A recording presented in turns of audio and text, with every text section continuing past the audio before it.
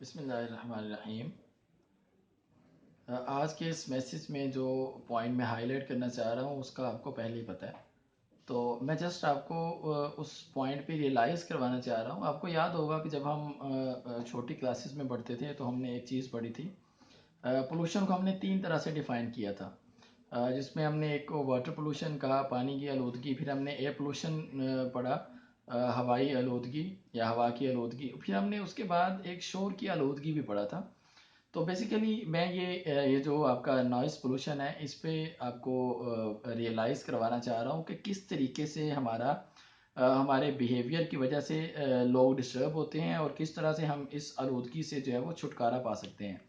اور some time ہم ان intentionally جو ہے وہ اس طرح کے شور میں اتنا زیادہ انوالو ہوتے ہیں کہ ہمیں آئیڈیا نہیں ہوتا کہ ہم کیا کر رہے ہیں۔ تو جیسے ایک جو ڈرائیور ہے وہ روڈ پہ جا رہا ہے اور آگے ٹریفک کا بلوکیج ہے، اس کو پتا ہے کہ آگے ٹریفک بلاک ہے، پھر بھی وہ ہارن پہ ہارن بجاتے جا رہے ہیں، اور اس کو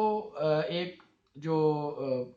رسپانسیبل سٹیزن ہے اس کی طرح وہ بیہیو نہیں کر رہا۔ تو ہم نے یہ دیکھنا ہے کہ ہم کس طریقے سے ایک رسپانسیبل سٹیزن کی طرح بیہیو کر سکتے ہیں۔ اس کے لیے ضروری کیا ہے، کیونکہ اس سے پرابلم کیا آتے ہیں، آپ کا روڈ کا بلوکیج تھا۔ اور ایک اور ایگزامپل دیتا ہوں کہ ہمارے ہاں جو اسپیشلی ابھی جن شہروں میں نئے نئے جو یہ سگنلز لگائے جا رہے ہیں، تو اس میں پرابلم کیا آتا ہے کہ جیسے ہی ابھی یلو لائٹ آن ہوتی ہے، اس کے بعد وہ جیسے ہی وہ گرین ابھی نہیں ہوا، تو جیسے ہی وہ گرین آپ کو وہ انڈیکیٹ کر رہا ہوتا ہے کہ اب آپ موو کر سکتے ہیں، تو لوگ ہارن پہ ہارن بجانا شروع کر دیتے ہیں۔ تو اس سے کیا ہوتا ہے کہ آپ ایک تو ہمارے اندر وہ صبر نہیں ہے کہ ہم تھوڑا سا صبر کا مظاہرہ کریں روڈ پہ، آگے جب رستہ ہوگا تو وہ خود ہی جو آپ سے آگے جا رہا ہے وہ آپ کو رستہ دے دے گا۔ اور دوسرے نمبر پہ پرابلم کیا آتا ہے کہ جب ہم میسیو ہارن یوز کرتے ہیں، تو اس سے کیا ہوتا ہے کہ ہو سکتا ہے آپ کے ساتھ والے بالکل پیرل جو گاڑی ہے اس میں کوئی ایسا مریض ہو جس کو اس سے الرجی ہے، جو بہت سویر قسم کی کسی پرابلم کو جو ہے وہ فیس کر رہا ہے، تو اس سے اس کی وہ ڈسٹرب ہو سکتے ہیں۔ یا سم ٹائم ایسا ہو سکتا ہے کہ ساتھ والی گاڑی میں آپ کا یا وہ جو سامنے والی گاڑی ہے اس میں کوئی چھوٹا بچہ جا رہا ہے جو سویا ہوا ہے، لیکن آپ کے اس ہارن کی وجہ سے وہ اٹھ جاتا ہے، تو وہ ڈسٹرب ہوتا ہے۔ اس طرح سے یہ چھوٹی چھوٹی چیزیں ہیں جن کو ہم نے ریئلائز کرنا ہے۔ پھر ہم نے یہ بھی دیکھنا ہے کہ جب آپ کسی عبادت گاہ کے سامنے سے گزریں تو آپ نے ہارن نہیں بجانا۔ بعض اوقات ان انٹینشنلی ہمیں آئیڈیا نہیں ہوتا کہ ہم یہ کام کر رہے ہوتے ہیں۔ سکول کے سامنے سے گزرے تو آپ نے کوشش یہ کرنی ہے کہ آپ وہاں پہ ہارن نہ بجائیں، ڈسٹربنس کریٹ نہ کریں۔ اور اس کے علاوہ ہاسپٹل کے سامنے سے آپ گزریں تو وہاں پہ بھی یہ کوشش کریں کہ وہاں پہ بھی ہارن جو ہے وہ نہ بجائیں۔ تو یہ ایک بیسیکلی ایک رسپانسیبل سٹیزن کی جو ہے وہ چھوٹی چھوٹی ذمہ داریاں ہیں، کہ جس میں میں یہ احساس دلانا چاہ رہا تھا کہ جو شور ہے، یہ جو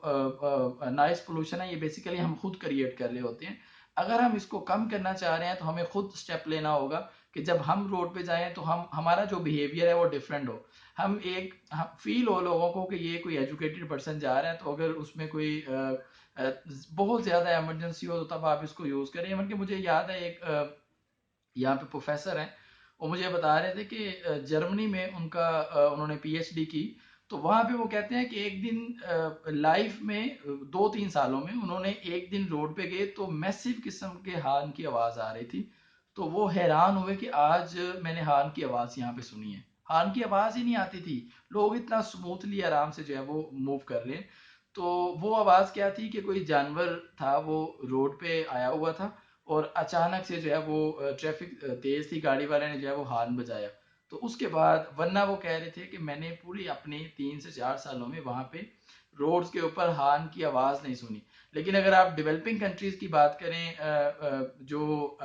تھرڈ ورلڈ کنٹریز ہیں، تو وہاں پہ آپ دیکھنے حالات کیا ہوتے ہیں۔ ہمیں تو یہ لگتا ہے کہ شاید یہ ہارن نہ بجائیں گے تو ڈرائیونگ نہیں ہوگی، یہ فرض ہے۔ تو اس لیے کوشش کریں کہ آپ خود کو بھی ڈسٹرب ہونے سے بچائیں اور لوگوں کو بھی بچائیں۔ شکریہ۔